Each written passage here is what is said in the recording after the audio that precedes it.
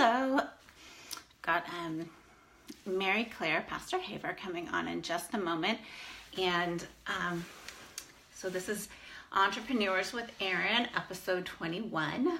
Can't believe I've gotten there already. And what can I tell you about Mary Claire? She is an OBGYN out of Galviston, Texas.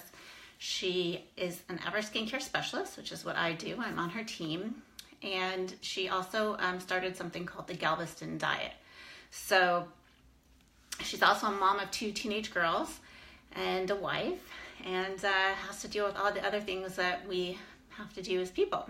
So we're excited to learn more about how she's able to juggle it all.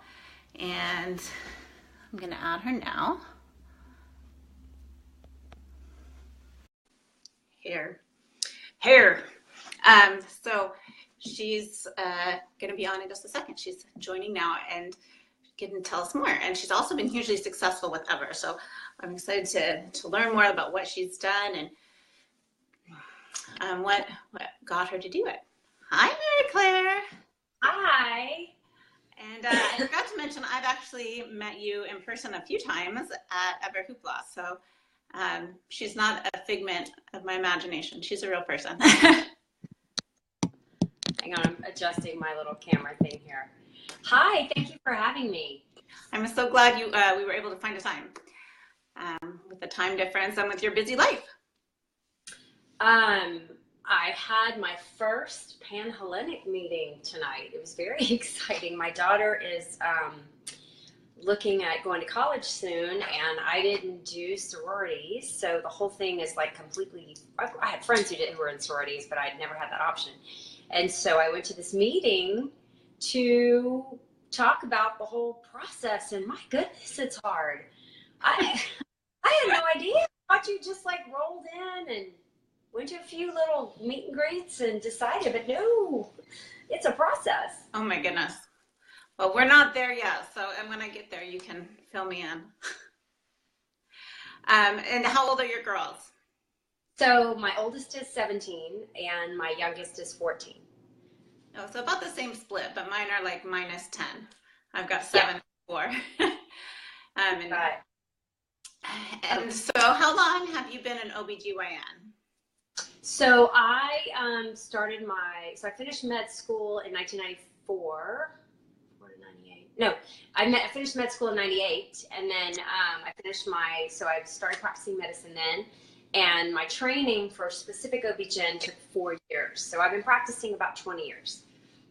Wow. And then you're at a university, so do you also do teaching? Yes. So when I finished my training, I went into a traditional private practice for about 3 years in Houston, and quickly realized that we missed kind of the island life, and I missed being in that academic environment. I really like being around studies and research and that type of thing. So after 3 years, we decided to make the move about 70 miles back down, and my husband commuted back up to Houston.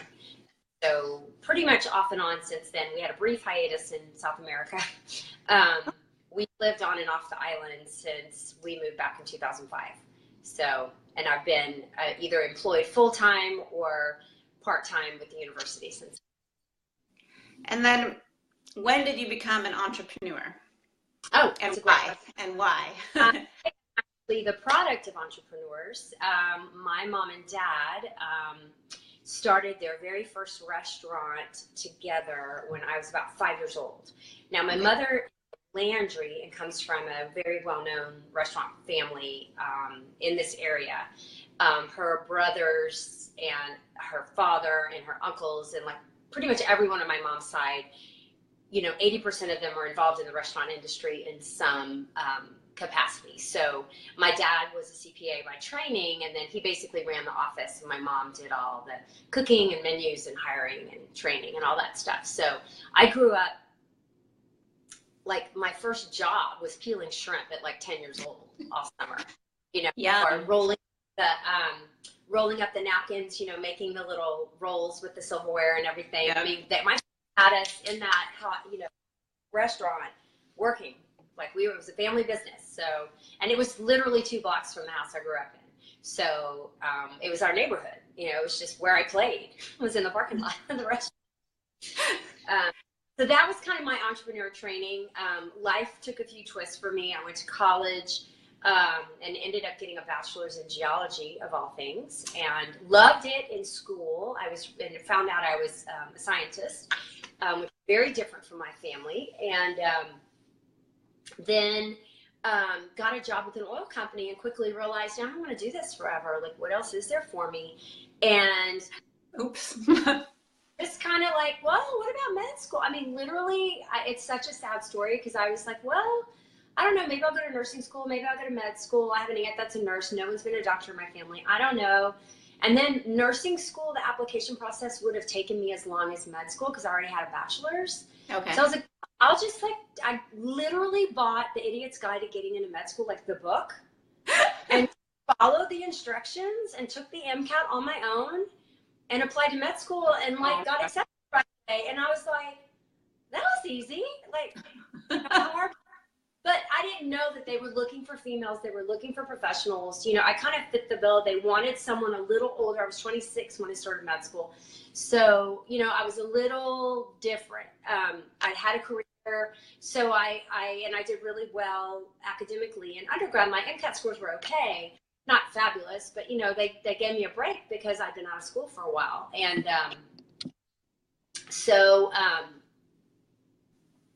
I jumped in with 2 feet. And then once you sign that first loan, you're in. I mean, there's no going back. And so you got to make it work. Residency, met my husband. So right before, as I've got 1 foot on a banana peel, walking out of the oil company, I meet my husband at the coffee bar at work. And young, cute engineer, you know, just precious. And so I batted eyes at him, and, you know, 6 years later, you know, 2 kids and a marriage, and, you know, lived all over the place, and we've made it work. So I scratched my entrepreneur itch 3 years ago, actually 3 years this month. I met a woman about 5 years ago at the pool here in Galviston, and I didn't know her, but our kids kind of spontaneously started playing together, and I was like, let me go over and meet this woman and make sure she's legit, you know, so I doesn't run off with my kid. And we just started chatting. She told me she sold jewelry. I was like, oh, that's great. I'm a doctor. Okay, nice. You know, and our friendship grew just spontaneously from that. And then I learned over time that she worked for a company named Stella and Dot, which happens to be Ever's, you know, parent company. And I loved all her. She always looked really cute. I loved wearing it. Yeah, me too. Never had any desire to sell it, ever, ever, ever. Never even crossed my mind. But I was always impressed with her because I knew she did really, really well, and she wasn't showy or brag, you know, about it. But just over time, you realize when her husband quit his corporate law job and they bought a second home, I was like, things are going well for them. And she's so normal. You know, I was always leery of this type of business, of social marketing. And I never, you know, I had a prestige job. I was a physician. I say I'm a doctor, and people just automatically like, oh, you know. And so, but it really took her showing me that normal people do this and have really good lives and do everything. And like me, I was missing birthday parties, you know, important school events, because just work was, you know, everything had to be built around my work life. And I was fascinated watching her build her work life around her family. And I thought, God, you know, wouldn't that be cool? So when I heard that Stella and Dot was launching a skincare line, it was from her. I learned way before it ever happened, like months and months and months. And it was August, okay, and they launched in February. And I thought, oh, well, I'm looking for a new line. I'd love to use it. And so I basically stalked the developer on Facebook, Kristen Powell, and she took she accepted my friend request and like wrote me back, and we set up a phone call, and I talked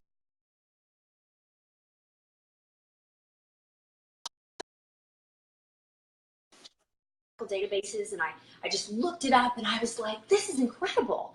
And that little ball started rolling around my head, and my friend Tish said, you need to sell this. You're so passionate about it. And honestly, I was offended. I mean, I was like, I have a good job. Like, I almost like, I would stoop to that. You know, like what people, I was like, people are going to think I'm crazy. Why would a doctor, super successful, top of the, you know, like everything she's ever wanted in the world, ever do this? And it took about 2 weeks of that ball rolling around my head. And I sat up in the morning and I thought, I'm going to do this. And, you know, things were happening in my life. I was exhausted. You know, I'm in my late 49. I was, you know, the long hours of obstetrics are really hard. And as much as I adore what I do, I have the best patients in the world. I have the greatest bosses in the world. I work for the most magical institution in the world. But when I try to see myself in 10 years working the same hours and putting in the same amount of time, it was like a vacuum. I couldn't, and I didn't know if ever was going to replace that because I do have a mortgage. But I just thought, well, if I don't try this, I will regret it for the rest of my life. Let me just try and see. And so I very quietly went online, put the thing and like sweat, hit go, and was like, what have I done? And for like 4 months, I walked around the hospital waiting for someone to tap me on the shoulder and tell me I was crazy, you know? And I was, you know, no one was doing it. No one in the world. I mean, it was the very beginning of ever. And I just felt so alone. And then I started meeting other people, you know, through social media who were doing it. And they're nice, normal go-getters. And I'm like, this is awesome. And I just shared my results. I just told people how much I loved it. And just, you know, I'm a walking billboard. You are too. Look at your skin. Oh, my God. You know, and people were I want to try it. It was that easy. It was never selling for me. It was never like a hard sell. It was like, and I felt like, you know what? I'm not going to die if no one buys from me. I have a job. So in my dream life, my dream OB-GYN job at this age would be keep my fabulous patients. And one is watching right now. I see her watching. And I will, I love you. And, but like 3 days a week, you know, would be ideal. Have 2 days off with the kids, run errands, because one day is enough to run your errands, you know, and go to the doctor's appointments, you know, do all the mom things, you know, and then the other day is like a me day where I can go to the gym or, you know, so 3 days a week and very little call. Go in for deliveries, but not because I have to, because I want to. And 3 years later, after starting my entrepreneurial journey, that's where I am now. So I cut back. I'm down to 3 days. I do very little call. I go in when I choose for deliveries, and it is like the best balance of my life ever. Yes, and I should add, though, I know this, and obviously not everybody watching knows, but you've been humongously successful with Ever, getting in and building a team, and have matched your OBGYN pay. Is that correct? So, so here you are. I think your team's 1,000 people or something. How do you do all that? Like, how have you become so successful? How do you balance it? And like, what have you learned, I guess, about being an entrepreneur that you don't learn being an employee in a medical setting? Right. Well, employing in a medical setting, most employees, you know, W-2 employees, generally someone not in sales, your job is very predictable. You go in, you do your 9 to 5, you know, calculate this, or I'll do a pap smear, or I'll deliver a baby, or I'll whatever. I mean, there's definitely, but it's very stable. What this entrepreneur stuff has had to teach me is patience, have to find my passion again, have to roll with the punches. You know, like you're going to have good months, you're going to have bad months. It's taught me how to time manage. I am so much more efficient with time management now. I mean, I realized I used to waste so much time just playing on Facebook or watching a TV show I didn't really care about, or, you know, like I am much more organized than I was. I pay people to help me, you know, because I've had to focus on things that produce income. You know, I make enough money in my, you know, entrepreneur job. And I would advise this to any entrepreneur. When you get to that point, you have to calculate what your time is worth. And so for me to spend an hour getting on the phone and reaching out to people and talking about my business or my products, or, you know, is worth more money to me, because that will transmit to sales that will give me benefit for years to come. They will be loyal customers know they're going to love the products once they try them, versus writing a newsletter, you know, for my team. So a lot of the kind of behind the scenes team management, I actually have an assistant that helps me. With that. And when you get to that point, and you'll know when you get to that point, it is imperative that you think about what your time is worth and you pay yourself first. You do the income producing activity first, which is basically in this line of work, in any kind of sales, it's getting on the phone, reaching out, you know, talking about your business, talking about your products, whatever your entrepreneur, you know, jazz is, you know, and hiring someone to do the small stuff for you. Okay. That's people like, how do you do it? How you do it? I have great help and I pay them well. And so that it frees up my time away from clerical and administrative duties to get out there and, you know, do what I do best, which is talk and share. Yeah. So that's definitely one tip that and you know, and you have to know how to say no. You have to prioritize your time with your family. That always, you know, because when you're an entrepreneur and you don't have that 9 to 5, okay, then you're always working. It's never off. You know, you can't let yourself. And so it's important that you keep that family time carved out and you don't, you know, let those important things in your life go because you're always chasing something. Does that make sense? Yeah. And you said time management. Do you have any tips for us on like what works for you for time management? So I do a lot of things. I am very good about reading how other successful people manage their time, and I take tips from them. There are lots of great entrepreneur books out there.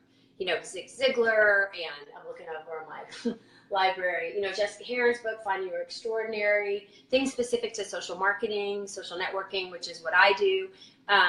So I'm always looking, reading. So I set aside time for that because that makes me better. That gives me better ideas, more efficient. I am good about time blocking. So like on Sunday, I'll look at the week. And right now my schedule is Tuesday, Wednesday, Thursday. I'm in clinic all day. I'm not doing my entrepreneur job then. I have to focus on being a doctor and be the best doctor. And so I've got to schedule time for the kids and stuff. So Monday and Friday are my ever days when the kids are at school. And I will look at, and I have it's in my room, I have my book and I'll be like, all right, so from 7 to 8, I'm going to reach out and I have my list. So I have a master list of people I'm reaching out to, and I'll make a smaller list of this week I'm going to reach out to these people. So I know from 8 to 10, I'm reaching out from here to here. From 10 to 11, I'm going to exercise. You know, from 11 to 12, I'm going to go to the grocery store. From 12 to 1, I'm going to make team calls. You know, from 1 to 2, so I am just constantly, and I check it off. I'm a list maker. And so I feel good when I love making my list in the morning and then checking off those boxes and know that I'm done at the end. So you do one more thing that we haven't talked about yet, and that is the Galviston Diet. How did that come about? So for those of you who have never heard of it, the Galviston Diet was something that was born out of frustration. Karen, I don't know if you're still on, but there's several of my friends who have done it. So I lost my brother 2 years ago after a long battle with HIV and hepatitis, and went into a mild depression. Nothing horrible, but I just ate. You know, things that I never would eat. You know, I lost all my. I'm usually very focused on eating healthy, and I basically was drowning my depression in carbohydrates and wine. And so after about a year, you know, I stopped the bad eating, but then I was also 48. And all of a sudden I'm like, okay, I'm going to go back to my healthy habits, what I thought was healthy, and notice that the 10, 15 pounds I gained was not coming off. And when you wear scrubs all day, you get away with all kind of stuff. I mean, you're like wearing your pajamas all day long. And so people are like, I didn't even notice. I'm like, I was hiding it under the scrubs. So I was getting really frustrated because I was exercising more and eating less and exercising more and eating less. And I was like getting depressed again. And I could hear my brother, you know, from heaven, saying, sister, it's not working. What did you always tell me your whole life? You know what, if it's not, stop doing the same thing because it's not working. Yes. And so, you know, the scientist in me was like, what, it's crazy. Why can't I lose weight? And I felt like all of my patients who'd complained to me over the years, and I would tap their hands and be like, oh, honey, it's menopause. I'm so sorry. Sucks to be you. You know, and so here I was. Sorry, it sucks to be you, Mary Claire. No, it's happening to me. I'm poor and I can't fix it. So I was like, all right, we got to hit the books on this. So I called some girlfriends. I'm like, I'm doing some research. I'm going to come up with a new plan. Are you in? And they're like, yes, we're in. So I started reading about what fads are out there and what's going on. I was looking at what the Hollywood people were doing and whatever. And then I just went back to the medical database. And I'm like, which of these actually have data, have studies that show that this may work and are very different than what I'm trying to do, which is basically starve myself.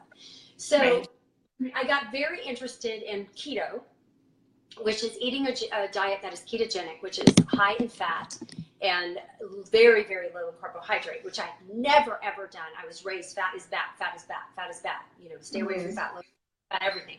And that wasn't working for me. So I thought, okay, we can do some keto, but that's not enough. Okay. So then I was reading all of this fascinating stuff about intermittent fasting. Kind of goes hand in hand with a ketotic diet. And intermittent fasting and the studies they were doing with Alzheimer patients, with neurodegenerative disorders, with, you know, people who were thinking clearer, who were doing better on their, you know, on their time test when they were actually fasting, and like athletes who were fasting. And so that I thought, okay, we can do that, you know, and no one has studied this in menopause. No one had studied this for women. This is all 25-year-old healthy male athletes, you know, doing this stuff. So I'm like, what if? I'm like, this is still not good enough. We need something else. And so I thought, you know, we are filling our bodies with so much artificial junk, with coloring and flavoring, and all this low fat is just crap. And they're just putting in fillers and things to fluff it up or make it look pretty or smell good. And so I said, okay, I'm going to make this project, and it's going to have, you know, a low carb, high fat diet. We're going to do some intermittent fasting with it, and we're going to try to eliminate as many inflammatory components in our bodies as possible. And I put it together in a package with a bow, and I started recruiting people through my Facebook wellness page who wants to do this.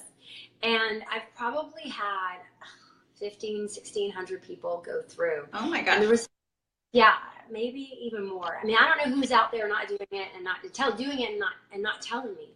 Right. So that has been the biggest labor of love. I started in July, and at one point I had 500 people doing it at once, but it was taking over my life, you know. And so now you have two other jobs. Well, and your I mom. charged for a little while, and then I thought, you know, first of all, it's too confusing to figure out how to charge and get the taxes and all that. And I was charging almost nothing. So I thought, you know, this is not worth it. This is a labor of love for me. And it worked. Okay, so I lost all of the weight and like belly fat that had been just hanging around for like 5 or 6 years. All that was gone. I felt so good. I was sleeping like a baby. It was like magic. And so I thought, well, let me just keep offering this. And so now I have well over 4,000 people on in my wellness group, and it's growing by the day. There's always people joining and adding their friends and whatever. And I run Galviston Diets about once a month through there in little private groups, so I can coach. You know, I can coach about 100 easily. And it's just been fabulous with all the feedback of how life-changing it's been, and especially anybody can do it, young, old, whatever, but especially I don't know how old you are, Erin, but you know, my age.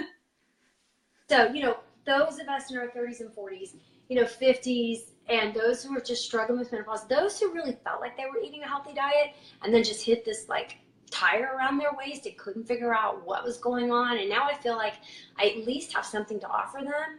I really feel like it's the biggest contribution to women's health I've ever made. People are sleeping better. Their menopause symptoms are better. I mean, you know, it is what it is.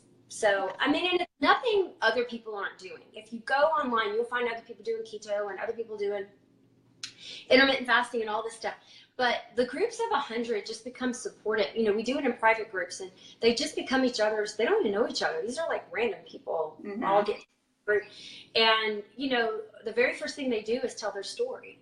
and they write a little blurb about why they're here and what their goals are. And so through that, they get to know each other, and then they kind of bond and they talk to each other. On the back end, they share recipes, and it's been wonderful. It keeps me motivated. Yeah. So beautiful. So yeah, anything else?